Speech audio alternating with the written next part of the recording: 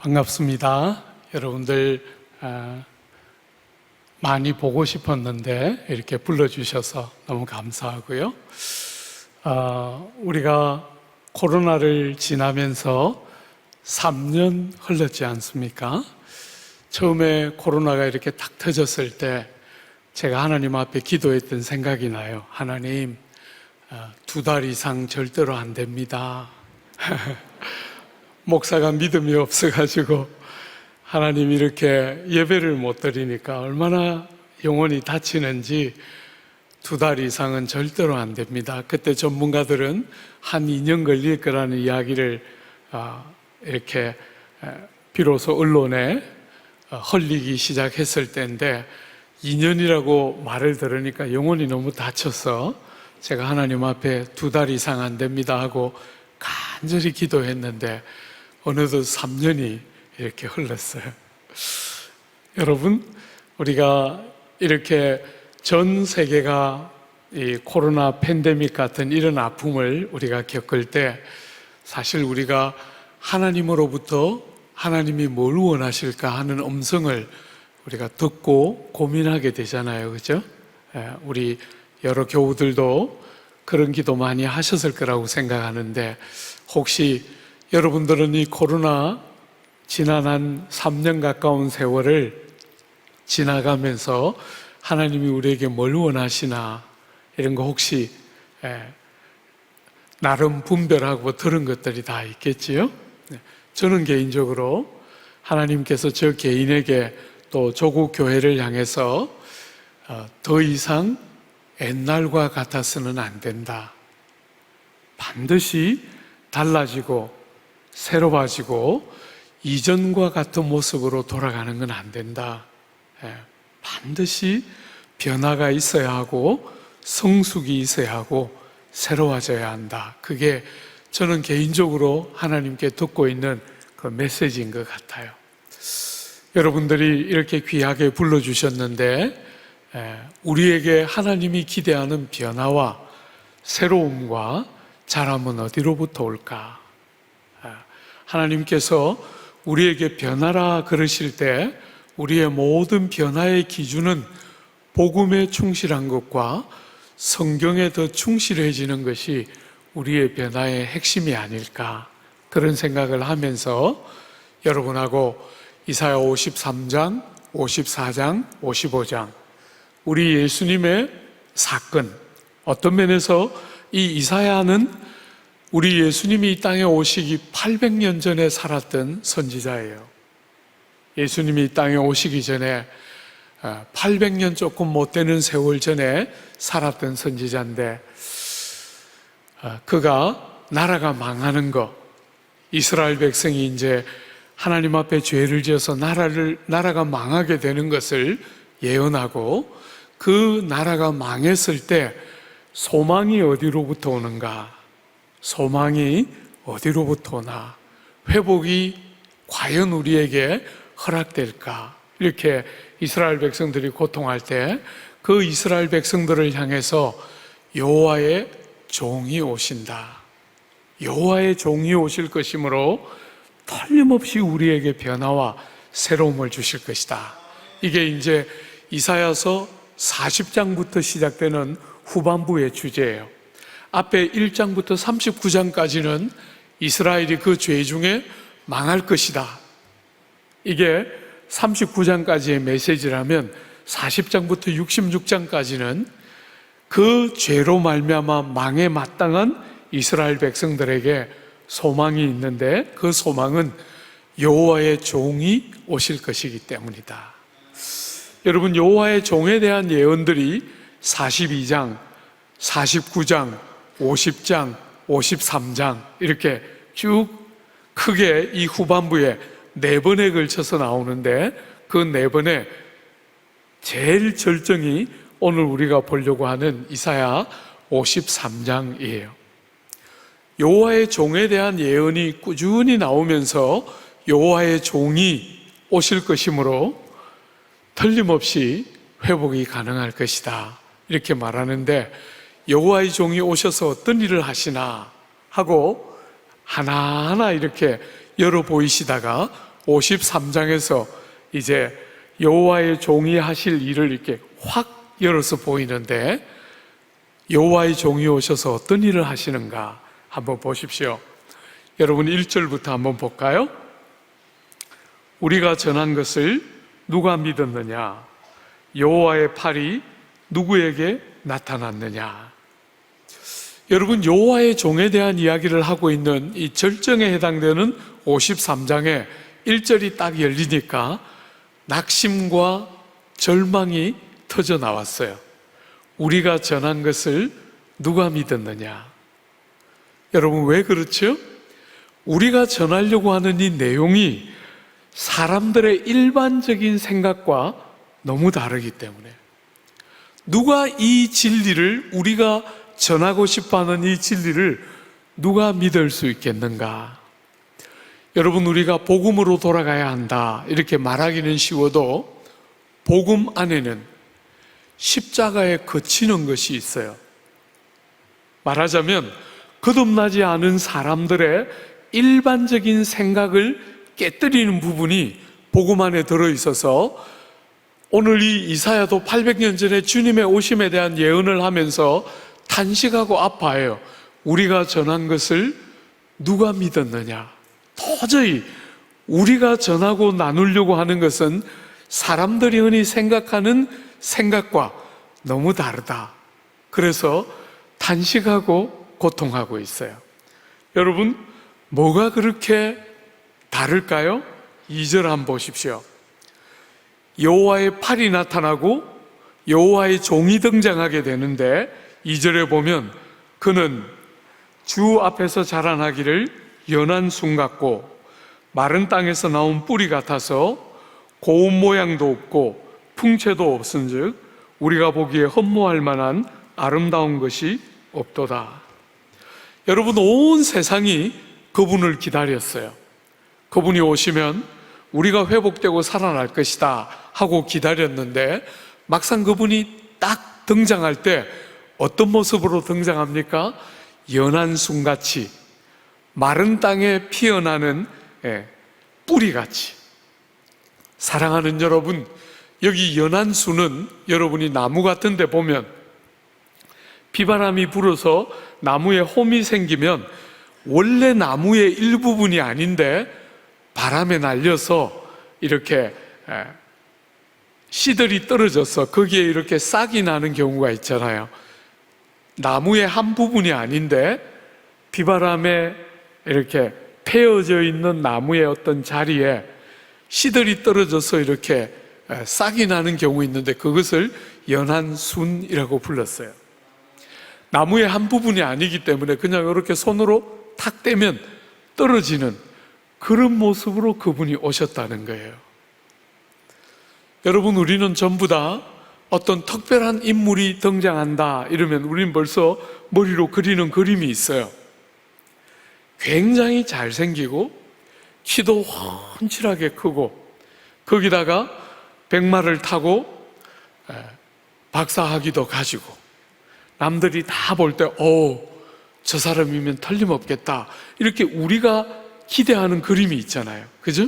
그런데 여호와의 종이 등장하는데 전혀 그런 그림이 아니라 나무에 아무렇게나 턱 붙어 있는 연한 순 같아서 그냥 손가락으로 턱 떼면 턱 쉽게 뜯어지는 연한 순 같은 모습으로 다 말라 비틀어져서 나무들이 물을 더 이상 흡수할 수가 없으니까 뿌리가 마른 땅 바깥으로 막 튀어나와서 물을 어떻게든 흡수하려고 하는 마른 땅에 아무렇게나 붉어져 나온 뿌리 같은 모습으로 그분이 이 땅에 오신다는 거예요.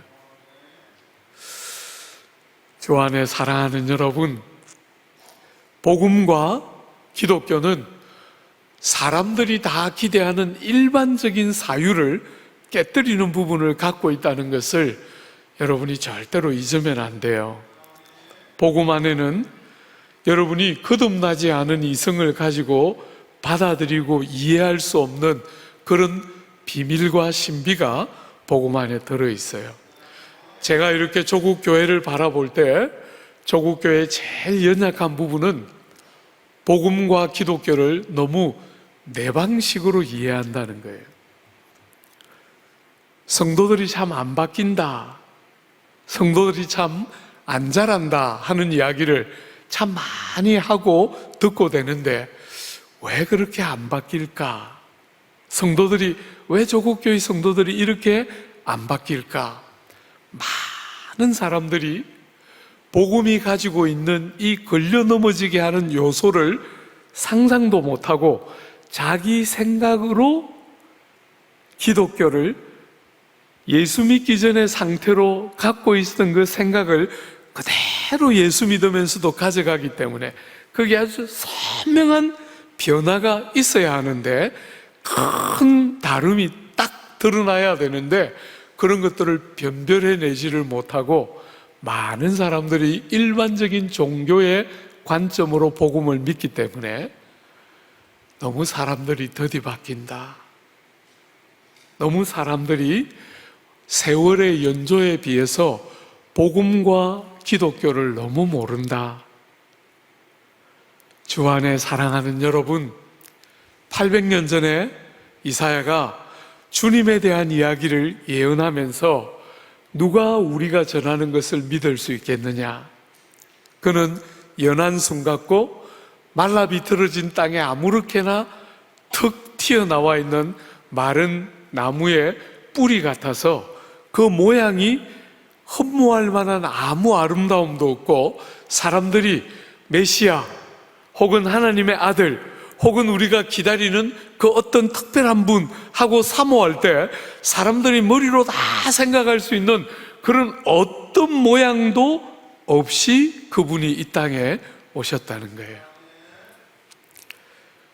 주 안에 사랑하는 여러분, 여러분이 신앙생활을 하면서 야, 이건 참 어렵다, 이것은 하나님의 말씀인데 참 이해하기 어렵다, 이런 거 혹시나 한 번씩 부딪혀 보신 적이 있어요?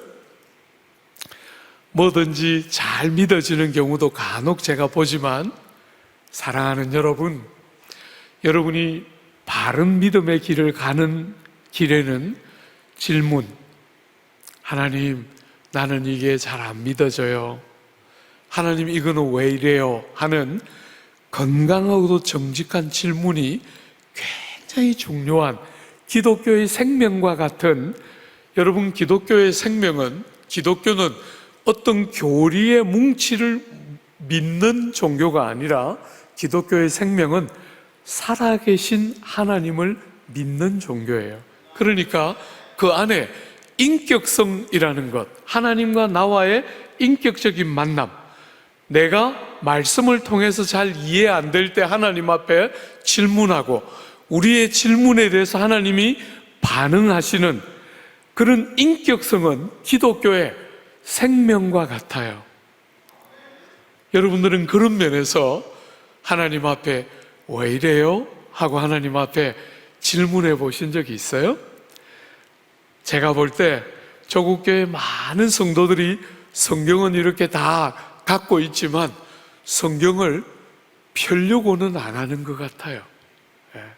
성경을 펴서 여러분들이 읽는 순간 우리 정기칠 목사님이 고생할지 모르기 때문에, 내가 성경을 너무 많이 읽어가지고 성경을 많이 깨달으면 목사님 불편하게 할지 모르니까 성경은 가능하면 안 읽고 덮어두고 이렇게 집에 보관하고 그냥 있다가 주일날 예배당 올 때 이렇게 털어가지고, 먼지가 하도 많이 묻어가지고 이렇게 털어가지고 후 하고 이렇게 옆에 끼고 오는 게 성경이다, 그렇게 생각하는 사람 없지요?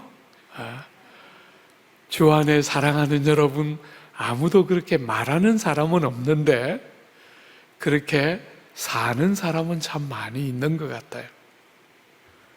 사랑하는 여러분, 여러분이 기독교를 바르게 알면 여러분이 가지고 있는 고정관념이 부딪혀서 깨뜨려지는 과정이 있어야 우리가 일반적으로 생각하는 종교와 신앙에 대한 개념이 부딪혀서 깨어지는 과정이 있어야 기독교 혹은 복음 안으로 바르게 들어가게 되는데 조국 교회는 그런 과정이 너무 없다. 그래서 오랜 연조를 신앙생활을 해도 잘하는 사람들이 참 보기가 쉽지가 않다. 제가 개인적으로 내리고 있는 그런 문제에 대한 진단 중에 하나예요. 사랑하는 여러분, 우리 주님이 이 땅에 오시는데 이 이사야 53장은 누가복음에서 예수님이 자기를 가리킬 때 인용했던 본문이에요. 베드로 전서를 쓸 때 이 본문, 적지 않은 본문을 인용해서 예수님을 설명했던 본문이 이사야 53장이에요. 여러분, 마태와 요한도 그가 복음서를 기록할 때 이 이사야 53장을 우리 예수님을 가리키는 것으로 해석할 만큼 이 이사야 53장은 우리 예수님에 관한 글이라고 봐도 손색이 없는 글이에요. 여러분이 제일 잘 아는 사도행전 8장에 빌립이 에디오피아 내시에게 복음을 전할 때 그 에디오피아 내시가 읽고 있던 본문이 이사야 53장이었잖아요. 그죠? 이 본문을 가지고 예수가 십자가에 달려 돌아가시는 복음을 설명했던 것이 그 빌립의 전도 내용이고 이사야 53장의 내용이기도 해요. 주 안에 사랑하는 여러분, 복음은 그 자체가 가지고 있는 여러분과 저의 기대와 생각을 능가하는 예측할 수 없는 의외성을 가지고 있다. 그래서 우리 예수님께서 이 세상에 오셔서 제자들을 가르치실 때도 너희 눈은 봄으로, 너희 귀는 들음으로 복이 있도다. 너희들 먼저 있었던 왕들과 선지자들이 보고자 하되 보지 못했고 듣고자 하되 듣지 못하였으나 너희 눈은 봄으로 너희 귀는 들음으로 복이 있도다. 사람들이 이전에 생각하던 것과 아주 분명하게 다른 한 중요한 차이가 드러나는 부분이 예수 사건, 예수가 이 땅에 오실 때 일어나는 대표적인 현상 중에 하나가 사람들이 생각해 본 적도 없고 눈으로 본 적도 없는 어떤 것을 성경이 말하기 시작한다는 거예요. 이사야도 똑같은 이야기를 하고 있는 것이죠. 사람들이 메시아라고 말할 때 그 메시아에 대해서 기대하는 그 어떤 기대도 의외성을 가지고 상상하지 못하는 모습으로 이 땅에 메시아가 왔다는 거예요. 여러분, 당시에 이 나무 하면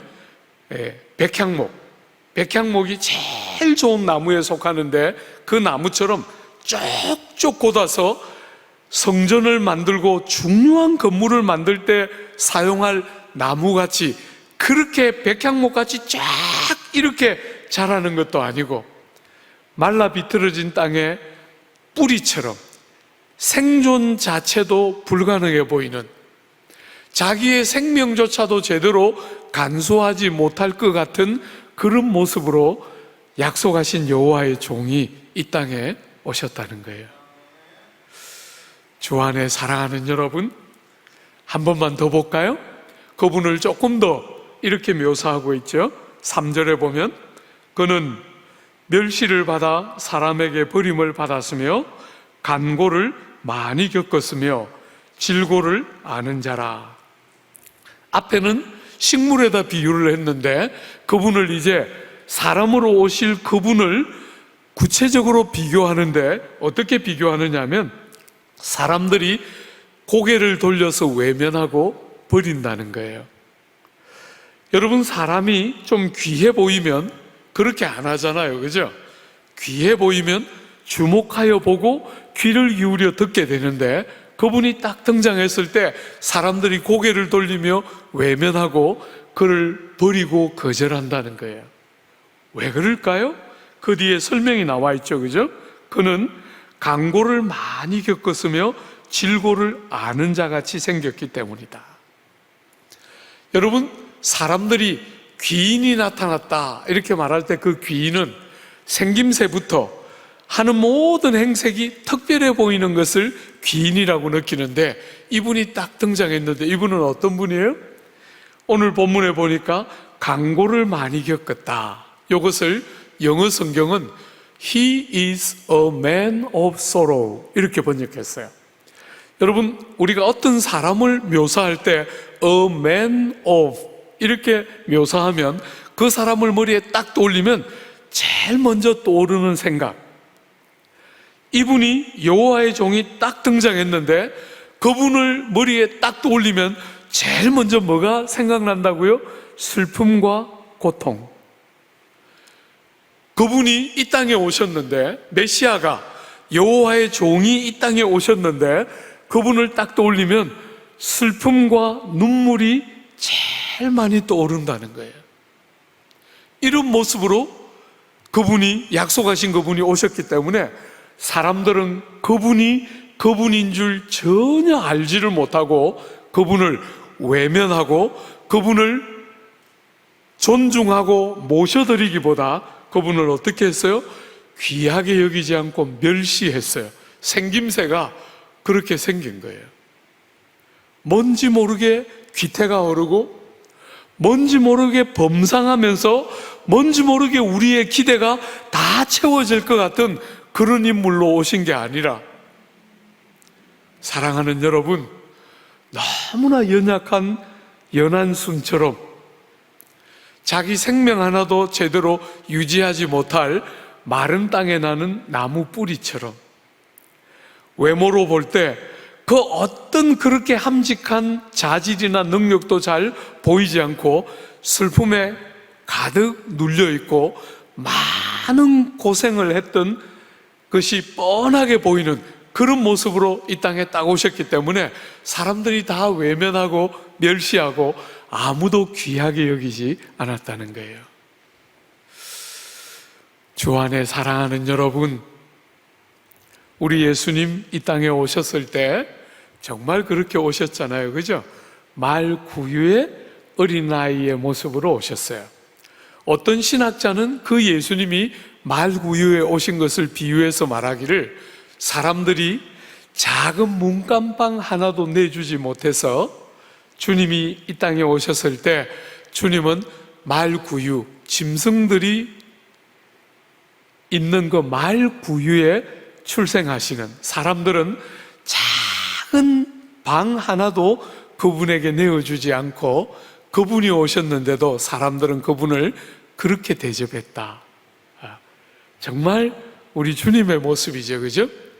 여러분, 주님이 십자가에 달려 돌아가시기 전에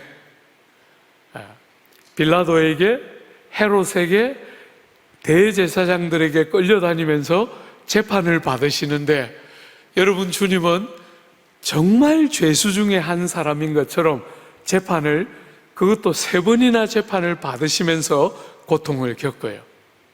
그리고 십자가에 딱 달릴 때 많은 사람이 조롱하면서 저가 하나님의 아들이니거든 그 십자가에서 내려와 보라.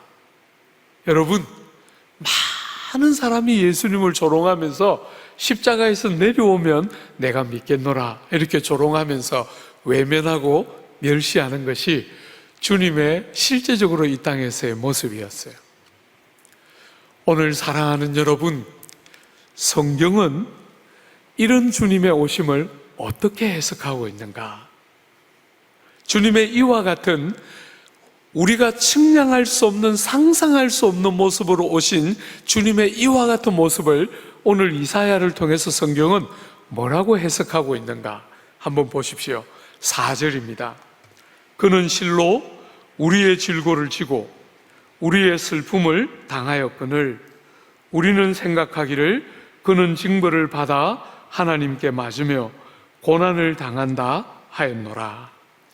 여러분과 제가 주목해야 될 첫 번째, 사람들이 다 메시아를 기대하는데도 정작 그분이 오셨을 때 사람들이 그분을 모셔드리지 않고 외면했던 중요한 이유는 그가 생김새가 슬픔과 질고와 고통과 아픔으로 가득하고 너무나 연약한 모습으로 이 땅에 오셨기 때문인데, 성경은 그분의 그런 모습을 뭐라고 해석합니까?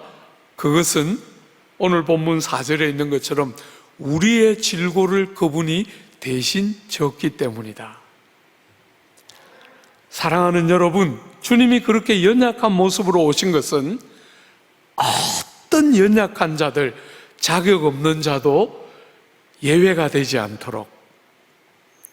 여러분, 제가 이렇게 조금씩 세상을 살아가면서 배우는 거, 여기에 저보다 선배님들도 많이 계신데 죄송하지만 제가 이제 60대거든요. 액면가는 70대 정도 돼 보이죠? 그런데 아직까지 70은 안 됐고 60대예요. 60대인데 세상을 조금씩 살아가 보니까 세상은 자기의 특별함을 굉장히 중요하게 여겨요. 내가 어떤 가문인가, 내가 사회적인 지위와 신분이 어떤 것인가, 내가 학벌이 뭔가, 내가 사람들에게 어떤 대접을 받는 인물인가, 이런 것을 굉장히 중요하게 여기는 게 이 세상의 모습인데, 성경과 우리 주님의 모습은 그렇지가 않아요. 우리 주님은 그렇게 가난하고 낮은 모습으로 오셔서 뭘 원하십니까? 어떤 가난한 사람과 어떤 질고와 실패와 아픔과 고통들을 반복해서 겪은 사람도 하나님의 관심의 대상에서부터 벗어나는 일이 없다는 사실을 알도록 주님은 가능한 가장 겸손하고 낮은 모습으로 이 땅에 오셨어요. 세상 사람들은 자기가 얼마나 출중한 인물인지를 자꾸 드러내고 싶어 하면서 가문에 대한 이야기, 능력에 대한 이야기, 이런 거 하기를 되게 좋아하지만 성경은 관심이 그런 데 있는 게 아니라, 특별히 우리 예수님은 관심이 그런 데 있는 게 아니라 어떤 사람도 당신의 사랑과 당신의 관심과 당신의 섬김과 당신의 희생의 대상으로부터 배제될 수 없다는 사실을 밝히 말씀하기 위해서 제일 낮은 모습, 제일 가난한 모습, 제일 없는 모습, 제일 약한 모습을 가지고 이 땅에 오신 거예요. 주 안에 사랑하는 여러분, 거기다가 오늘 본문은 하나를 더 더했어요. 그죠? 그분이 이렇게 슬프고 그분이 이렇게 연약한 이유는 그분 자신 때문이 아니라 그분이 우리의 질고와 슬픔을 그분이 대신 지고 계셨기 때문에, 그분이 그렇게 슬픔의 사람으로, 그분이 그렇게 고난을 많이 겪고 고생하신 분으로 이 땅에 그런 모습으로 사신 이유는 여러분과 저의 고통과 우리의 질고와 우리의 슬픔 때문에 주님이 그와 같은 모습으로 이 땅을 사셨다는 거예요.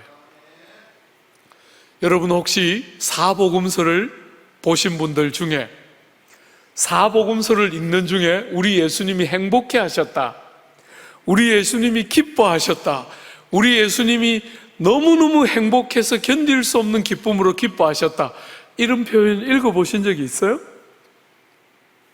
대부분의 복음서가 묘사하고 있는 그분은 우시고 아파하시고, 그죠? 고통하시고, 그런 모습으로 주님은 우리를 찾아오셨어요. 왜냐하면 여러분과 저의 삶의 본질이 그와 같은 것이기 때문에. 우리가 이 세상은 입을 열면 전부 잘 되는 이야기만 해요. 전부 잘 되는 이야기. 그냥 과학이 발전하고 의술이 발전하고 막 이렇게 해가지고 사람들이 막 100살까지 살고 막 정말 놀라운 세상이 막 열리고 막 이런 이야기로 세상은 가득한데, 여러분과 제가 세상을 살아가는 삶의 경험은 어떻습니까? 우리의 삶의 경험은 일정한 정도의 아픔이 늘 있어요. 그죠? 예. 여러분, 제가 홀아버님, 우리 아버지 15년 모시고 살았어요. 돌아가시기 전까지 15년 모시고 살았는데 그 어른이 늘 입버릇처럼 저보고 하신 말씀이 있어요. 화 목사, 나는 100살까지 살 거니까 그렇게 알아라. 늘 그 어른이 그런 이야기 입버릇처럼 하셨어요. 우리 아버님 100살 되면 제 집사람 토끼 같은 때 제가 데려왔는데 70살이에요. 제가 아내한테는 일체 말 안 했어요. 아버지가 100살까지 사신데 거의 한 번도 안 했어요. 심장마비 걸릴까 싶어서. 어느 날 아버지가, 별로 제가 아버지하고 많이 안 친했거든요. 제가 아버지 한 번씩 미워하고 이렇게 컸어요. 어릴 때 그렇게 컸는데 그 아버지가 어느 날 제 방문을 막 열고 신문을 들고 막 방문을 열고 막 들어오셨어요. 화 목사 이거 봐 이러면서 딱 보여주시는데, 동아일보 그때 우리가 보고 있었던 신문인데 일면 머리 기사에 뭐라고 났겠어요? 인간 게놈지도 완성되다, 무병장수의 시대가 오는도다, 이렇게 써놨어요. 100살 이러면서 아버지가 막 너무 좋아하시는 거예요. 감사하게 85세 돌아가셨어요. 네. 우리 어른들께 죄송합니다. 사랑하는 여러분, 그 아버님이 제가 이렇게 퇴근해서 집에 딱 가면, 제가 이렇게 퇴근해서 들어가면 보란 듯이 탁 이렇게 걸어오시다가 갑자기 저와 눈이 딱 마주치면 그때부터 다리를 막 이렇게 져세요. 네. 잘 걸어오셨거든요, 저쪽에서. 그런데 눈이 딱 마주치는 순간에 다리를 이렇게 저시면서 허리를 이렇게 두드리면서 제 앞을 이렇게 왔다 갔다 하세요. 그러면 또 이제 우리 집사람이 저를 빨리 데리고 방으로 딱 들어가서, 당신이 퇴근하기 전까지 아버님 이렇게 잘 걸었는데 당신이 딱 집에 들어오는 순간 왜 저렇게 저시지? 이렇게 저한테 또 리마인드를 시켜줘요. 여러분 다 아시죠? 여기 형님 누님들 다 계신데 보니까 다 아시죠? 아들아, 아빠 이제 얼마 안 남았다, 용돈 많이 다오, 이런 이야기잖아요. 그죠? 그 아빠의 마음을 이 효성이 가득한 이 아들 목사가 다 헤아려 주지 않고 아빠 방에 들어가서 입이 살아있잖아요. 그죠? 목사니까 입이 이렇게 살아서 움직이는 목사가 아버지한테 말해요. 아버지, 부속품을 너무 오래 썼어요. 80년이 넘게 썼잖아요. 그러니까 아프다 불편하다 마시고 잘 쓰고 가시면 우리 하나님이 완전히 신제품으로 바꿔주실 거예요. 그럴 때 완전히 새 거로 바꿔주실 때 하나님이 얘야 너는 참 잘 쓰고 왔구나, 정말 기특하다, 칭찬 많이 해주시도록 잘 쓰세요. 제가 이러고 나오면 아버지가 뒤에서 이렇게 섭섭해하는 말씀 제가 한 번씩 들었어요. 여러분, 세상은 온통 그런 이야기로 가득 차 있어요. 그죠?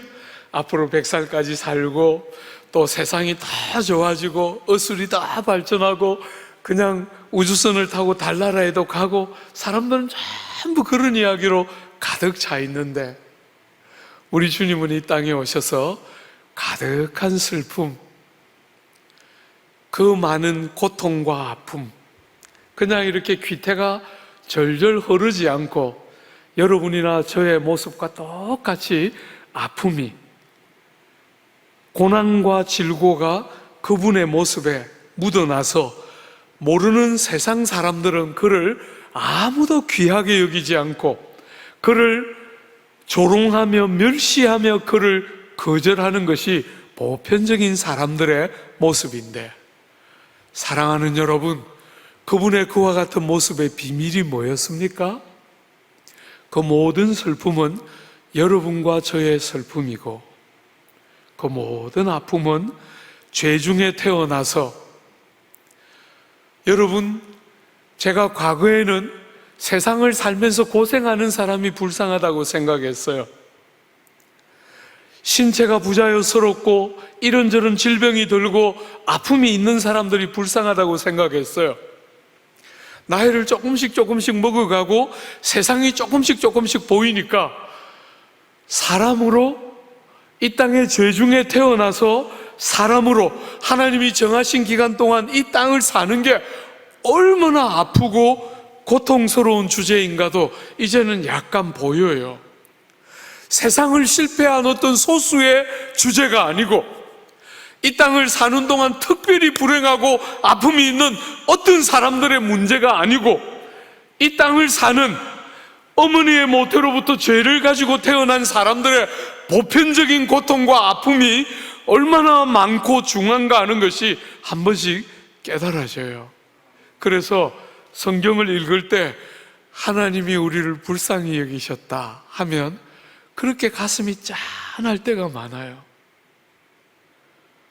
주 안에 사랑하는 여러분, 뭔가 불행이 있어서 불쌍히 여긴다, 그것만이 아니고 존재 자체가 아픔이 있잖아요.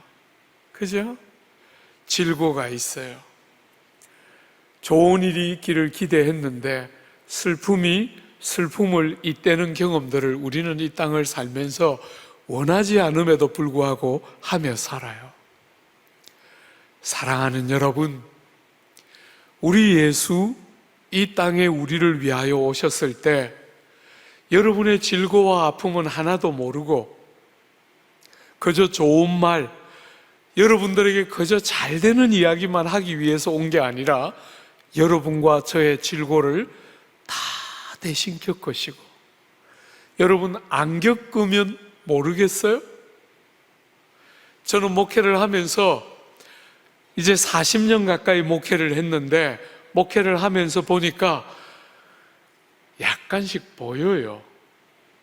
오늘 저는 대부분 지난번에 여전도에 와서 한번 설교하고 오늘 두 번째 설교하는데 대부분 여러분들을 처음 봐요. 그때 봤는데도 또 기억도 못해요. 예. 어쨌거나 대부분 처음 보지만 보니까 다들 대구 진짜 문디들처럼 다 착하고 순하고, 우리 장로님들도 같이 저녁에 식사하면서 보니까 사람 참 괜찮다, 이런 사람들이 대부분 장로님들이 같이 이렇게 앉아서 식사하면서 이야기하는데 참 행복하더라고요. 그렇지만 속지는 않아요. 여러분이 어떤 사람인지 다 모르고 턱 보니까 다 사랑스럽고 귀하게 보이지만 속지는 않아요. 안 들어가 봐도 돼요. 저 안에서 충분히 봤어요. 여러분 보고 뭐 이 사람이 이런 사람인 줄 몰랐네, 그런 거 없어요. 예, 한 번씩 우리 청년들이 저에게 와서 목사님, 제가 이렇게 죄인인 줄 몰랐어요, 이러면 제가 그 서울 촌놈들을 붙들고 말해요. 아직 가마타. 무슨 말인지 모르죠? 이 녀석들은 무슨 말인지 몰라요. 아직 가마타. 네 갈 길이 아직도 많이 남았구나. 아직도 너한테 실망할 게 남았어, 이런 말인데 얘들은 그게 무슨 말인지 모르죠. 아직 가마타. 예. 사랑하는 여러분, 제 자신에게 목회하면서 40년 동안 성도들에게 그 무수한 다양한 모습들을 보고 나니까 어지간한 일은 별로 놀랍지도 않아요. 저 사람이 저럴 줄이야, 이런 거는 20대 때 30대 때 한 거죠. 사랑하는 여러분, 저한테도 놀라고 아내한테도 놀라고 수많은 사람들에게 한 번씩 다 믿는 도끼의 발등 다 지켜보고 나니까 이제 그런 일 당하면 놀랍지도 않아요. 그렇지 하고 그냥 지나가요. 주 안에 사랑하는 여러분, 바깥으로 보면 멀쩡해 보여도, 바깥으로 보면 멀쩡해 보여도 한 걸음만 안에 한번 들어가 봐요. 한 걸음만. 여러분, 제가 있는 교회가 반포거든요. 서울 반포에 교회가 있어요. 제가 한 번씩 그 아파트에서 택시를 타고 가면 택시 기사가 저보고 한 번씩 물어요. 사장님, 실례지만 뭐 하시는 분이세요? 이렇게 저보고 물어요. 그 아파트에 사니까. 그죠? 그 아파트가 꽤 비싼 아파트거든요. 그러니까 저보고 사장님 뭐 하시는 분이세요? 이렇게 물어요. 그럼 제가 제 거 아니에요. 교회 거라는 말은 안 하고 제 거 아니에요. 사택이니까, 그죠? 네. 사랑하는 여러분, 그래서 사람들은 다 그 아파트에 사는 사람들, 그들이 타고 다니는 차, 이런 데 다 관심이 많고 부러워해요. 근데 여러분, 한 걸음만 더 가봐요. 한 걸음만. 그들의 자녀 이야기, 자신에 대한 정직한 이런저런 이야기를 할 수 있는 한 걸음만 더 가까이 가봐요. 여러분들이 경험하는 것과 거의 비슷한 아픔과 슬픔과 눈물과 상함이 그들의 삶에 있다는 거 보일 거예요.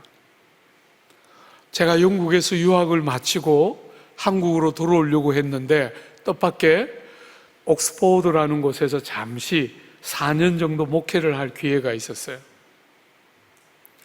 사랑하는 여러분, 그 교회에서 목회를 하는데 정말 공부를 정말 잘하는 사람들이 모인 한인교회죠. 그죠? 한인교회가 하나 딱 있었는데 그 교회에 제가 4대 담임 목사로 갔어요. 공부를 얼마나 잘하는 사람이겠어요. 하나같이 옥스포드에 유학을 왔으니까. 그죠? 정말 너무너무 총명한 사람들인데 거기다가 머리만 총명한 게 아니고 생긴 것도 잘생겼어요. 남자가 굉장히 좀 불공평한 부분이 있더라고요. 잘생겼어요. 머리만 좋아도 좀 이렇게 이해가 되는데 생긴 것도 잘생겼고, 더 속상한 것은 자매를 데려왔는데 영화배우같이 이렇게 생겼어요. 설교를 하는데 눈을 어디 둬야 될지 모르겠어요. 정면으로 눈을, 우리 아까 장로님이 저보고 제가 무슨 이야기할 때 이렇게 눈을 마주치면서 이야기하신다 그랬는데 그 교회에 있을 때 눈을 어떻게 해야 될지 모르겠더라고요. 다들 너무 생겼어요. 그 교회에서, 교회가 그렇게 과히 크지 않는 교회, 한 100명 전후의 교회였기 때문에 신방을 한 번씩 갔는데 제가 40년 목회하면서 제일 많이 울었던 교회예요. 여러분, 그분들이 무슨 고민이 있을까? 그렇게 공부 잘하고 옥스포드에 유학 와 있고 사회적으로 다 버젓한 사람들인데 그들이 무슨 고난이 있을까? 그건 여러분이 너무 인생을 피상적으로 보는 거예요. 정말 많이 울었어요. 멀쩡한데 들어가 보면 장삼이사, 나 같은, 우리 같은 평범한 사람들이 경험하는 아픔들을 다양한 다른 모양으로 아파하면서 고통하는 그들을 정말 많이 봤어요. 어떤 사람들은 저 사람만큼 돈만 있으면 얼마나 좋을까? 어떤 사람은 저 사람만큼 학벌만 있으면 얼마나 좋을까? 어떤 사람은 저 사람만큼 내가 그냥 화목한 가정에서만 컸으면 얼마나 좋았을까? 다양한 이유를 가지고 우리는 비교하고 열등감을 느끼고 아파하고 고통하고 내가 조금만 더 이랬으면 얼마나 좋을까? 다들 그렇게 사람들은 생각하고 말하면서 세상을 살아가지만 사랑하는 여러분, 한 발자국만 그들에게 가까이 다가가 보면 여러분의 아픔 못지않게 그들의 아픔, 여러분의 눈물 못지않게 그들의 눈물이 있다는 것을 여러분이 보게 될 거예요. 여러분, 제가 서울에서 대학을 다닐 때 대구에서 많은 동생들이 올라왔어요. 대구에 동부교회, 또 동신교회, 또 많이 있었는데 왜 이렇게 기억이 안 나는지 모르겠어요. 요즘은 단어들이 이렇게 기억이 안 나요. 어쨌거나 많은 동생들이 왔는데 한 동생이 그 압산공원에 있는 아파트에, 그 시절의 아파트니까 여러분 70년대 말 80년대 초의 아파트니까 얼마나 잘 사는 집이죠, 그죠? 아버지가 은행 장도 하시고 하셨던 꽤 부잣집 아이인데 이화여대를 다니는 동생이에요. 그 녀석이 하루는 저에게 찾아와서 오빠, 세상에 나보다 불행한 사람이 있을까요? 이렇게 말했어요. 제가 그때 정말 인상적이었어요. 그 아이는 이화여대를 다니고 그 아이 외모는 그냥 상당히 생겼어요. 하나님이 그냥 저같이 이렇게 아무렇게나 턱턱턱 쪼개다가 피곤하니까 한번 제대로 만들어 볼까? 이래가지고 만든 것들이 간혹 있잖아요. 그죠? 그런 축에 속하는 친구예요. 그냥 외모가 상당히 출중한데, 오빠, 나보다 불행한 사람이 있을까요? 이러는 거예요. 아빠가 은행장인데. 제가 너무 기가 막혔어요. 네가 불행한 이유가 뭔지 한번 들어보자. 다 들었어요. 굉장히 여러 시간에 걸쳐서 다 들었는데, 집에 이렇게 버스를 타고 돌아오는데 큰 깨달음이 있었어요. 아, 사람들은 다 각기 자기 문제로 아파하며 사는구나. 여러분, 그 아이에게 말은 못했지만 나는 제가 세상에서 제일 불행하다 이렇게 생각하고 살고 있었거든요. 저는 어머니 없이 컸어요. 5살 때부터 아버지 어머니 이혼해가지고. 여러분, 제 나이 또래에 부모가 이혼하는 경우는 거의 없었잖아요. 그죠? 그런데 우리 아버지 어머니는 벨나게 5살에, 제가 5살에 이혼하셨어요. 그래서 홀 아버지, 제가 어머니 따라가지 않고 아버지 손에서 어릴 때부터 컸어요. 그래서 아버지 좀 별로 안 좋아하면서 큰 거예요. 저는 늘 저를 생각할 때 세상에 나보다 불행한 사람이 있나 이렇게 생각하고 컸어요. 예수를 어지간히 믿을 때까지도 그렇게 늘 불평하면서 컸는데, 그 이대 다니는 동생이 제 머리를 이렇게 딱 망치로 때린 거예요. 아, 이 아이는 내가 볼 때 다 가진 것 같은데, 다 가진 것 같은데 제일 불행하다고 느끼는구나. 주 안에 사랑하는 여러분, 오늘 이 자리에 있는 분들 중에 목사님, 내가 여기 와 앉아 있기는 있는데요, 내 마음이 아니에요. 내가 앉아는 있지만요, 진짜 힘들어 죽겠어요. 이런 분 계세요? 세상에 나보다 더 불행한 사람이 있으면 여기 나오라 해봐요. 이렇게 말하고 싶은 사람 혹시 있어요? 주 안에 사랑하는 여러분, 세상이 다 잘 되는 이야기, 형통한 이야기, 돈 버는 이야기, 성공하는 이야기로 가득 찰 때 우리 예수님, 여러분과 저의 슬픔과 우리의 눈물과 우리의 고통과 우리의 아픔을 다 대신 지는 모습으로, 그래서 세상이 기대했던 메시아의 모습은 아니지만 여러분들이 이 세상을 살아갈 때 나같이 불행한 사람이 있을까라고 말하면서 하나님도 나 같은 것에게는 관심이 없고 하나님도 나를 버렸을 거야, 이런 말은 절대로 못하도록 주 안에 사랑하는 여러분, 주님은 여러분의 눈물을 아세요. 주님은 여러분의 고통을 압니다. 여러분만 가는 게 아니에요. 경험 안 하면 모를 뿐이 아님에도 불구하고 그분은 여러분과 저의 몸을 가지고 이 땅에 오실 때부터 슬픔과 고통의 사람으로 이 땅을 사시고 십자가에 달려서 그 모진 고난을 다 몸으로 겪으시면서 나같이 불행한 사람이 어디 있을까 하는 사람도 절대로 그분의 관심과 사랑의 대상에서부터 벗어나는 법이 없다는 거 여러분들이 반드시 알고 믿어야 해요. 사랑하는 여러분, 주님이 여러분의 질고를 알고 슬픔을 알기 때문에 여러분의 문제를 금방 없애주시고 여러분이 원하는 대로 여러분을 바꾸어 주시지는 않을 때가 많이 있어요. 우리의 기대하는 방식과 우리의 원하는 시간표와 방식과 시간이 다를 때는 있지만, 사랑하는 여러분, 하나님이 여러분을 사랑하지 않거나 여러분의 아픔을 하나님도 모르거나 하는 일은 일어나지 않아요. 그분은 세상이 생각하는 것과 너무 다른 모습으로 이 땅에 오셨어요.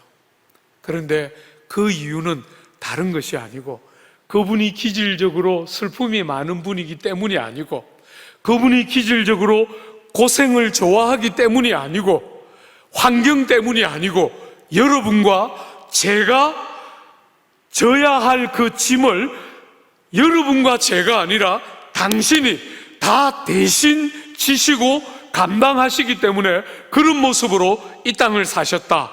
그게 오늘 본문이 우리에게 말하고 있는 첫 번째 중요한 비밀 중에 하나예요.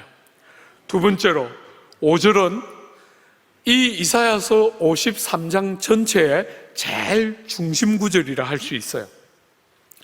여러분이 53장 1절부터 10절까지는 히브리어로 따지면 말하자면 17절로 구성되어 있는 절이에요. 이 단락이 17개가 나오는데 여러분 요 5절은 그 1절부터 10절까지의 17개의 단락 중에 딱 중간인 9번째예요. 단어가 요 지금 5절 앞에 나오는 단어가 18개고 뒤에 나오는 단어가 18개예요.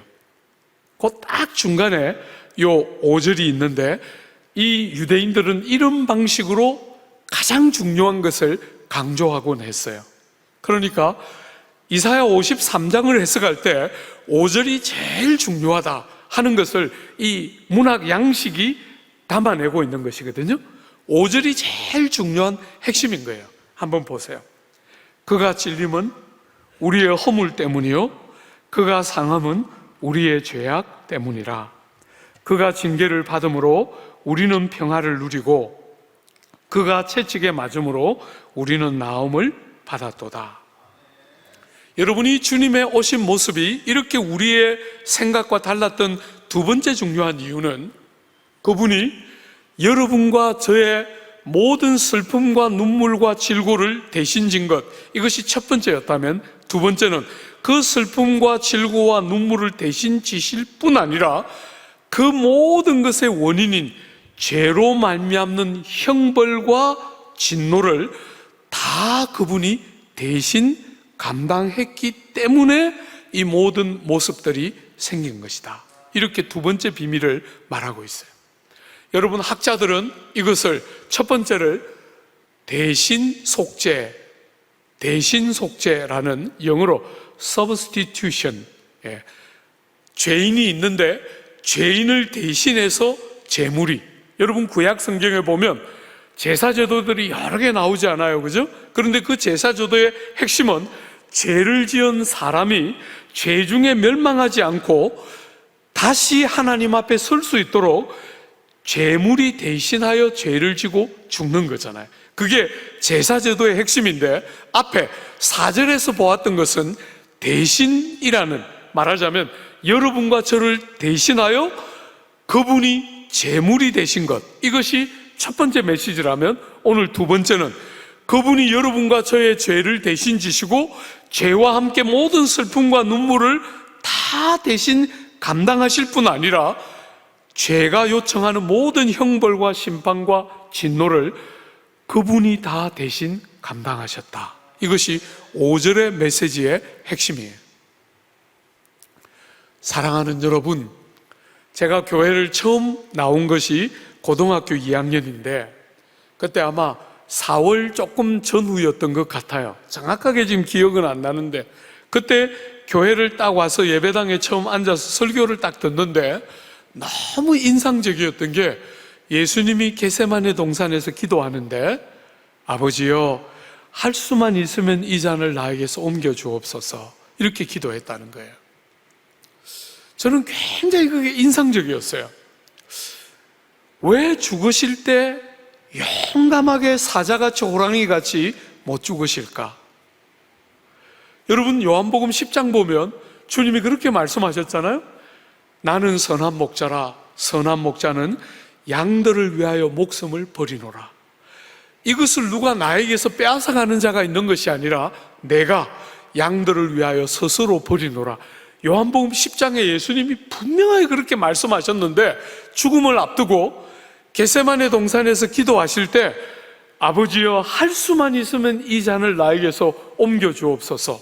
여러분 그 조금 앞에 제자들을 불러서 말씀하시기를 얘들아 내가 공고하여 죽게 되었다, 이렇게 말씀하셨어요. 그러면서 나를 위하여 너희를 위하여 깨어 기도하라, 이렇게 말씀하셨어요.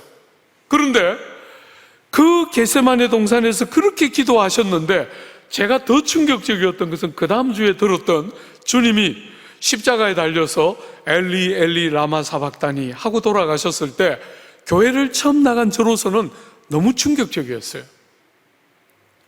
이런 분을 믿어도 되나 고민 정말 많이 했어요. 내가 생각했던 우리 예수님은 굉장히 훌륭한 4대 성인의 한 분으로서 굉장히 훌륭하고 삶도 너무 아름답지만 죽음도 굉장히 출중했을 거라고 기대했는데 너무너무 놀랍게 교회를 처음 나가서 얼마 되지도 않은 시간에 우리 예수님의 겟세마네와 그 십자가를 딱 봤을 때 너무 충격적이었어요. 도대체 이게 뭔가? 도대체 이게 뭔가? 주 안에 사랑하는 여러분은 주님 앞에서 이런 질문 한번 해보신 적 있어요? 왜 주님은 겟세마네 동산에서 할 수만 있으면 이 잔을 나에게서 옮겨달라 그랬을까? 그 잔을 마시기 위해서 이 땅에 오셨고 그 잔을 마셔야 한다는 걸 다 알고 있는데도 할 수만 있다면 이 잔을 나에게서 옮겨달라고 왜 그렇게 땀방울이 핏방울이 되도록 기도하셨을까? 주님은 왜 십자가에 달려서 그렇게 돌아가셨을까? 여러분, 제가 영국에 유학을 가서 영국 종교개혁사를 공부했거든요. 그리고 그 종교개혁사를 공부할 때 제일 인상적인 인물이 여러분들이 아마 들어본 적이 거의 없을 거예요. 토마스 크람머, 니콜라스 리들리, 휴 라티머라는 영국의 종교개혁 1세대들, 그 세 사람의 죽음은 굉장히 인상적이었어요. 그 사람들이 다 옥스퍼드에서 매달려서 죽는데 그 사람들이 다 이렇게 불에 태워서 죽임을 당하는 그런 순교를 경험하게 되는데 그 세 사람이 죽을 때 두 사람, 토마스 크람머가 제일 중요한 인물이고 니콜라스 리들리와 휴 라티머는 굉장히 좀 보조적인 사람이었는데 이 니콜라스 리들리와 휴 라티머의 두 사람은 아주 그냥 사자같이 호랑이같이 용감하게 죽는데 토마스 크람머는 변절해요. 변절. 죽는 게 너무 두려워서 동료들이 불에 태워져 죽는 것이 너무 공포스러워서 변절해요. 그러다가 다시 하나님의 은혜로 믿음을 회복해내면서 똑같이 용감하게 죽는 그 세 사람의 순교의 기사를 봤는데 그때 너무너무 인상적이었던 게 그 세 사람은 그렇게 용감하게 죽는데 우리 예수님은 왜 그렇게 죽었을까? 십자가에서. 여러분 질문해 보신 적 있어요? 여러분, 기독교 신앙은 무턱대고 믿으면 되는 신앙이 아니에요. 신앙생활 그렇게 안 됩니다. 질문해야 해요. 여러분이 하나님 앞에 인격을 담아서 하나님, 나는 이 본문 이해하기가 힘들어요. 우리 예수님 왜 이렇게 비참하게 실패자같이 죽었죠? 온 세상의 나쁜 사람들도 굉장히 용감하게 승리하는 사람처럼 죽는데 우리 예수님은 왜 이렇게 실패자같이 죽지요? 여러분 질문해야 돼요.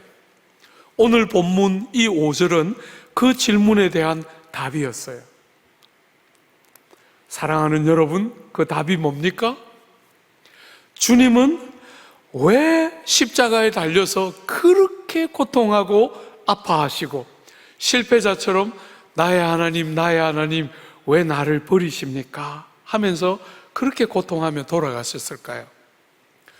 주 안에 사랑하는 여러분, 오늘 이 5절에 있는 이 이야기는 여러분들이 구약에 등장하는 위대한 믿음의 사람들, 모세라든지 무수한 믿음의 선지자들 어디에서도 찾아볼 수 없는 이야기예요.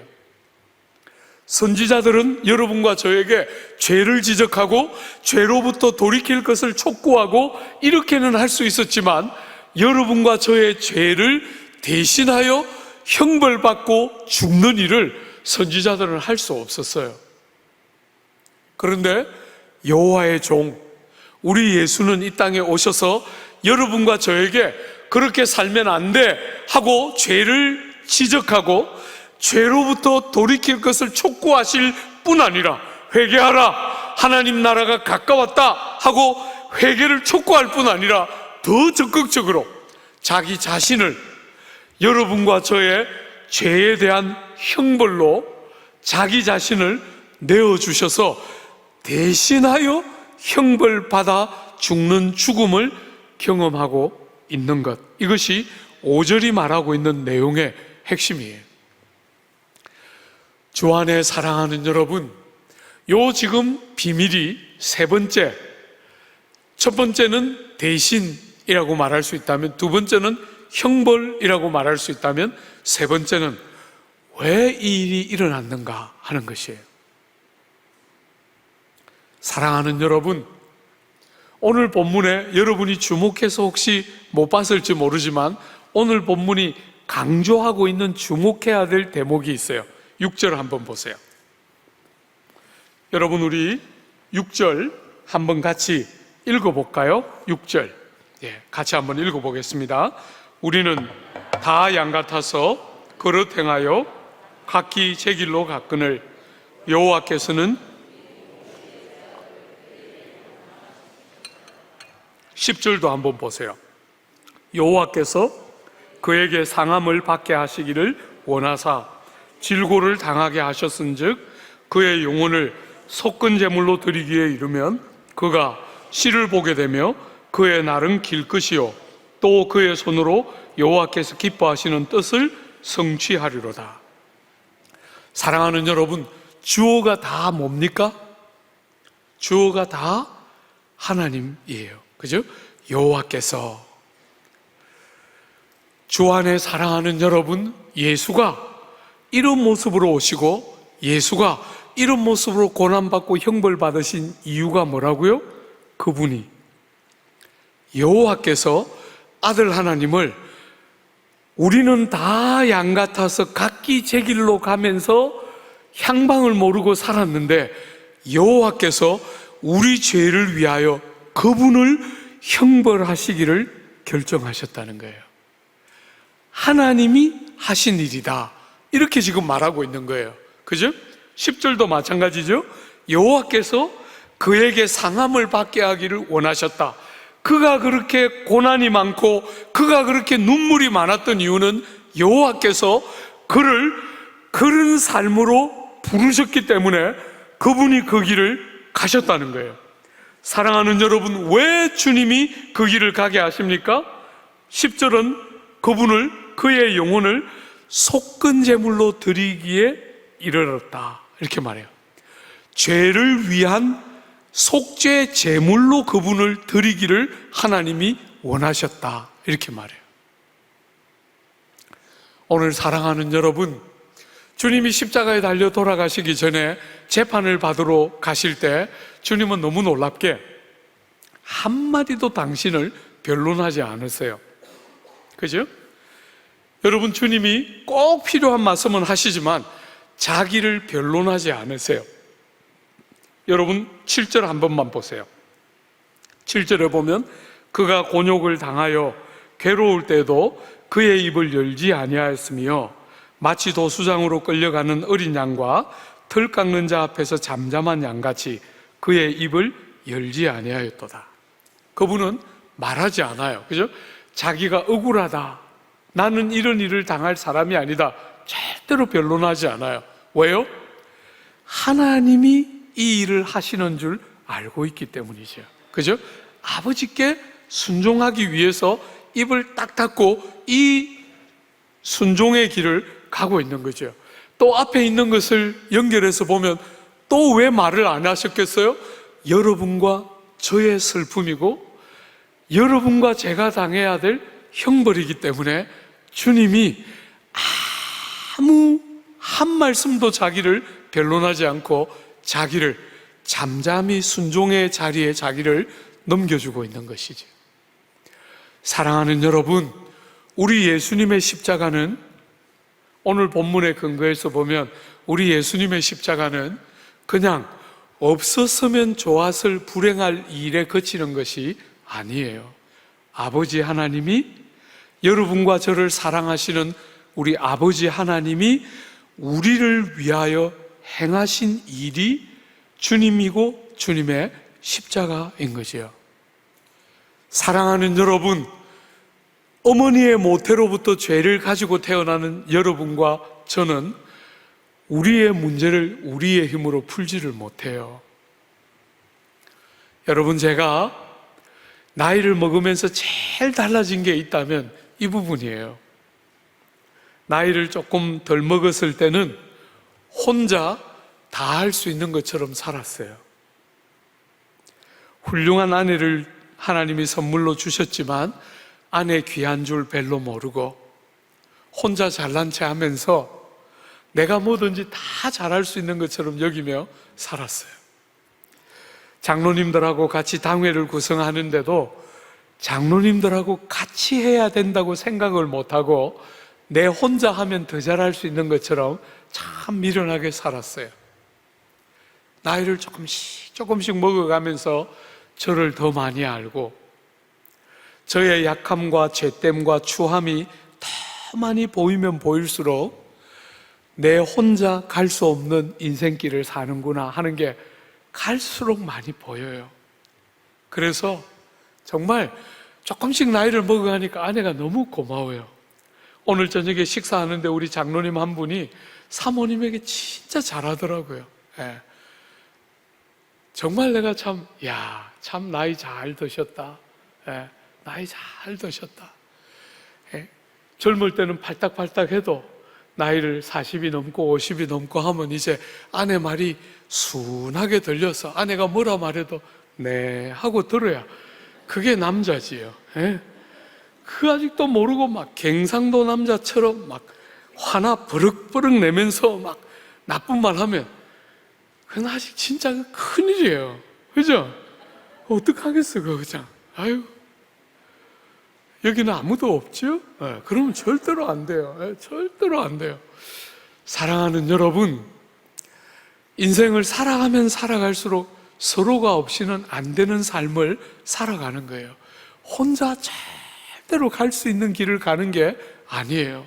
같이 가야만 가지고, 여러분의 아내와 남편이 그러하고, 부모와 자식이 그러하고, 목사님들과 장로님들이 그러하고, 교우들 서로가 그러하고, 그런 관계들이 점점 확산되어져 가면서 이웃들과 우리가 그러하고, 그렇게 되어야 건강한 사회가 만들어지는데, 우리가 살아가는 세상은 오늘 본문에 보는 것처럼 전부 다 쪼개져서 각자 자기 방식으로, 제 갈 길로, 제가 원하는 방식으로, 자기 논리대로, 자기 생각대로 다 그렇게 살아가는, 전부 다 개인적으로 쪼개지는 너무 마음 아픈 시대를 살아가는데, 사랑하는 여러분, 우리 주님께서 십자가에 달려서 여러분과 저를 위하여 형벌을 대신 감당하시면서 여러분과 제가 도저히 감당할 수 없는, 자기의 문제를 자기의 힘으로 해소할 수 없는 우리의 문제를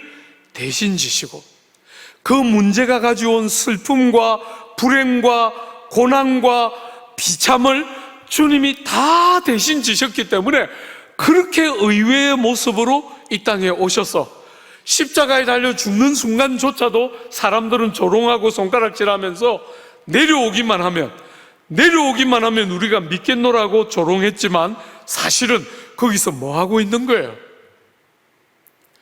여러분과 저의 모태로부터 가지고 태어난 죄로 말미암는 하나님의 심판과 진노를 그분이 홀로 다 대신 감당하고 있는 자리가 십자가인 것이지요. 여러분, 주님이 겟세마네 동산에서 이 잔을 나에게서 옮겨 주옵소서 할 때 그 잔이 뭡니까?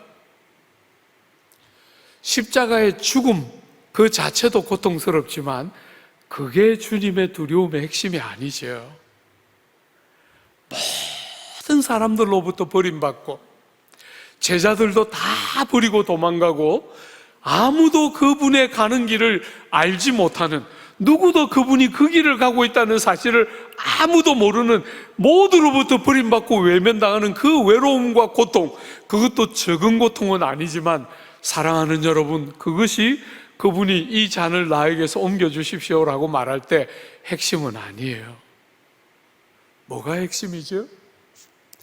여러분과 저의 모든 죄와 비참을 다 대신 지시고 십자가에 달려서 하나님의 모든 죄를 향한 진노와 심판을 죄인인 우리가 아니라 우리의 죄가 그분에게 옮겨져서 그분이 다 대신 감당하시고 있는 자리, 그래서 그가 채찍에 맞고 그가 형벌을 받음으로 우리가 낫는, 생각해 본 적도 없는, 여러분 세상 사람들은 전부 다 자기 능력으로 살고 자기 실력으로 살고 자기의 노력으로 세상을 이룬다고 다 생각하는데, 생각해 본 적도 없고 들어본 적도 없고 본 적도 없는 우리를 대신하여 그분이 고난받고 그분이 형벌받음으로 우리가 살고 우리가 회복되고 우리가 달라지고 우리가 나음을 받는,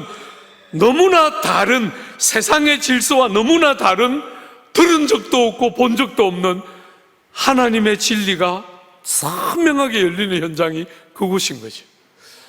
여러분, 순교자들은 그렇게 용감하게 죽을 수 있었는데 주기철 목사님도 그렇게 그 고통들을 감내하면서 순교의 제물로 자기를 즐겁게 드렸고, 안희숙 사모님 같은 분은 평생을 살아가면서 순교의 제물로 드려지지 않은 자기의 삶을 그렇게 아파하면서 고통하면서 그렇게 사셨는데, 우리 주님만 십자가에서 그렇게 고통스럽게 하나님 왜 나를 버리십니까? 하면서 실패자같이 돌아가신 이유가 뭡니까? 정말 그 십자가 위에서 여러분과 저의 죄가 다 그분에게로 옮겨졌기 때문에. 여러분, 고린도전서 5장 21절은 그 사건을 이렇게 표현했죠. 하나님께서 영어로 God made Jesus to be sin for us. 예수님, 하나님께서 예수님을 죄로 만들으셨는데, 우리를 위하여 죄로 만드셨는데, 그죠? 여러분과 저의 모든 죄가 그분 위로 다 옮겨져서 그분이 우리를 대신하여 죄로 만들어지셨는데, 그 죄 대신 그분 위에 죄를 향한 하나님의 모든 형벌과 진노가 다 쏟아지는 현장이 십자가였고, 주님이 그렇게 순교자들과 다른 죽음을 죽었던 가장 핵심은 그 십자가 위에서 죄를 대신 짐으로 말미암아 아버지 하나님께 버림받는 현장이었기 때문이죠. 사랑하는 여러분, 주님이 아버지 하나님께로부터 완전히 버림을 받으셨기 때문에 누구든지 주의 공로를 의지하고 믿는 자들은 절대로 버림받거나 외면당하지 않는 거 아십니까? 이 모든 것이, 여러분 오늘 본문 이사야 53장은 이 모든 것이 여러분과 저를 위한 것이라고 말해요. 그죠? 여러분 한 번만 더 보십시오. 여러분 11절에 보면 그들의 죄악을 친히, 제일 뒷부분입니다. 그들의 죄악을 친히 담당하심으로 뭐 하셨습니까? 바로 그 앞에 나의 어려운 종이 자기 지식으로 많은 사람을 어렵게 하며, 그분이 죄인들의 죄를 다 대신 감당하셨기 때문에 많은 이 지혜를, 당신의 지혜를 가지고 많은 백성들의 죄를 친히 담당하시고, 그 결과가 뭡니까? 우리를 의롭다 여겨주시는 거예요. 누구든지 예수의 공로를 의지하고 누구든지 예수가 나를 위하여 그 일을 행하신 것을 믿고 의지하는 모든 자들에게 의롭다 여겨주시는, 그저 여러분의 죄만 용서되는 것이 아니라 적극적으로 공로를 많이 세운 사람처럼 예수님의 모든 의가 내 것으로 여겨지는 의롭다 여기시는 영광이 일어나는 것이죠. 그 다음 절도 한 번만 보세요.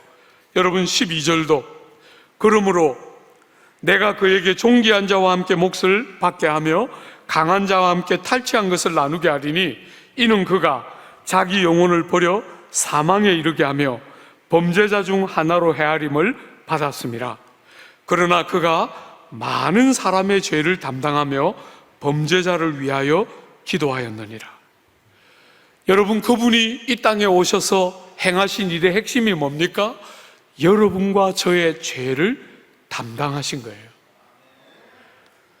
여러분의 죄가 가져온 모든 불행과 눈물과 비참을 그분이 이 땅에서 슬픔의 사람으로, 고난을 아는 자로, 그분이 이 땅에서 외면당하고 멸시당하고 조롱당하고 거절당함으로 여러분의 그 모든 죄가 만들어 놓은 불행과 비참들을 다 대신 감당하시고 여러분과 저에게 생명과 회복과 여러분과 저에게 참된 평화와 희락과 감격을 주신 거죠.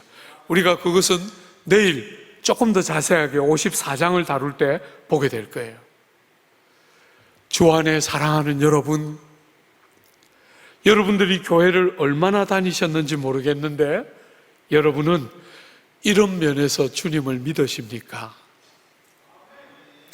그저 교회를 왔다 갔다 하고 있는 것이 아니고 예수님, 나를 위하여 나의 모든 죄와 죄가 가져온 모든 불행을 대신 감당해 주셨으므로 자격 없는 내가, 아무 공로도 일한 것도 없는 나 같은 사람이 예수 공로 때문에, 내가 예수 믿을 때 예수 공로가 내 것인 것처럼 여겨지기 때문에 내 모든 죄가 용서되고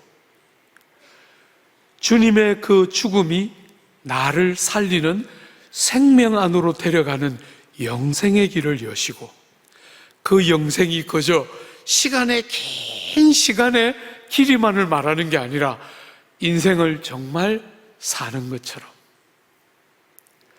주 안에 사랑하는 여러분, 세상은 돈 많은 것이 결국 성공이라고 말하는 거잖아요. 그죠? 세상에서 사람들에게 존경받으면 성공이라고 말하는 거잖아요. 사람들에게 부러움을 받는 어떤 자리에, 스타나 박수나 갈채를 받는 자리에 가면 성공이라고 말하는 거잖아요. 근데 여러분, 그게 정말 성공 맞습니까? 저는 이 짧은 인생을 살아오면서 사람들에게 사랑도 받고 박수도 받고 이렇게 이 길을 달려왔는데 어느 날 보이더라고요. 그렇게 사랑하는 것 같았는데 금방 등을 돌리고, 그렇게 박수를 쳤는데 금방 목사님 때문에 못 살겠어요 이러는 거, 제가 그냥 손바닥 뒤집는 것처럼, 사람들의 평판이라는 게 손바닥 뒤집는 것처럼 그렇게 금방금방 바뀌는 거 보면서 그런 것 가지고 내 인생을 어떻게 평가하겠어요? 사랑하는 여러분, 그런 거 말고 우리 예수께서 실패자 같은 내 삶에 정말 이렇게 처절한 어리석고 미련한 내 삶에 어느 순간에 찾아오셔서 나의 모든 질고와 죄와 허물과 악과 모든 비참을 다 대신 감당해 주심으로 나의 죄를 용서하시고 생명 주시고, 그뿐 아니라 죄가 가져온 모든 불행과 비참, 슬픔과 눈물과 아픔, 여전히 이 땅에서 일정한 정도로 남아있지만, 내일 우리가 조금 더 자세히 보겠지만, 여러분, 우리가 예수 믿고 기쁨만 있는 거 아니잖아요?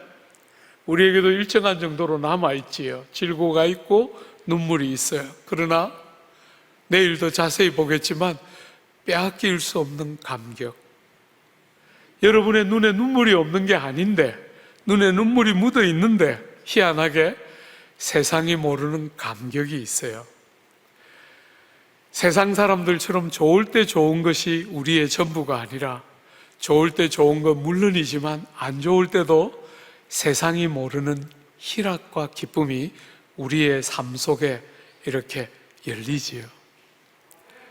주 안에 사랑하는 여러분, 왜냐하면 그분이 나를 대신해서 슬픔의 사람으로, 고통의 사람으로, 여러분과 저의 눈물과 고통을 다 대신 감당하심으로 우리에게 참된 평강과 기쁨과 희락을 당신의 공로로 일한 것이 없는 우리에게 선물로 주셨기 때문에 빼앗기지 않는 세상 사람들과 다른 희락과 감격이 우리의 영혼 속에 회복되고 누려지는 거 있는 것이지. 여러분은 그런 면에서 여러분은 예수 믿습니까? 그저 종교적으로 기독교를 다니니까 믿어야 천국 간다니까 그런 거 말고 정말 그분이 날 위하여 돌아가셨고 내가 그분을 믿고 의지할 때 그분의 모든 행하심이 내 것으로, 내 공로로 여겨져서 일한 것이 없는 내가 예수 생명 안으로 들어가는 복됨을 알고 믿는 정말 그 성도의 자리 있습니까? 제가 조국 교회를 섬기면서 성도들을 볼 때, 교회를 다니는 분들을 볼 때 복음을 잘 모른다 이렇게 느낄 때가 참 많아요. 스스로 정죄감을 헤어나지 못하고 최선을 다해서 살다가 넘어지면 하나님 왜 나에게 이럴까요? 내가 그렇게 살았는데 뭘 다 할 수 있어요? 이러고 있어요. 많은 사람들이 하나님 왜 나보고 이럴까요? 사랑하는 여러분, 여러분이 최선을 다하는데 안 되면 하나님이 실패하는 것입니까? 그렇지 않습니다. 하나님은 그런 분이 아니에요. 여러분의 최선으로 여러분이 될 수 있는 인생이었으면 아들 하나님이 안 돌아가셔도 되지요. 아들 하나님이 그런 모습으로 안 오셔도 되지요. 백마를 타고 무수한 군사를 데리고 그렇게 오시면 되지요. 그죠? 그런 모습으로 오신 이유는 여러분이 최선을 다해도 안 돼요. 주님의 공로가 내 것으로 믿어져야 그분이 날 위하여 그 삶을 먼저 사셨기 때문에 내가 정말 다른 삶을 살기 시작하는 출발선을 그 은혜를 통해 시작하는데 여전히 예수 믿는다고 말은 하면서도 자기 능력 안에서 살고 자기한테 실망하면 믿음이 다 같이 무너지고 세상에서 환경이 원하는 대로 안 돌아가주면 하나님이고 믿음이고 다 좌절하면서 하나님 나보고 왜 이럴까요? 사랑하는 여러분, 하나님 여러분에게 그러는 분이 절대로 아니에요. 여러분이 어떤 고난을 통과하고 있을지라도 하나님은 신실하게 여러분의 눈물을 아세요. 상한 갈대를 꺾지 않습니다. 세상은 쓸데없다고 꺾잖아요. 그죠? 꺼져가는 등불을 끄지 않습니다. 그게 여호와의 종을 소개하는 42장의 첫 번째 종을 소개할 때 나오는 거예요. 그분은 당신을 꺾고 당신을 죽이고 꺼져가는 등불을 끄지 않고 상한 갈대를 꺾지 않고 살려내시는 분이 그분이에요. 그분을 믿는 것이 믿음의 핵심이지 여러분이 남다를 것을 믿는 것이 믿음의 핵심이 아닌 줄 딱 알고 이 어려운 시간들을 통과하면서 정말 복음에 딱 붙어있는 바른 믿음의 성도들 다 되어주시기를 기대하고 축복합니다.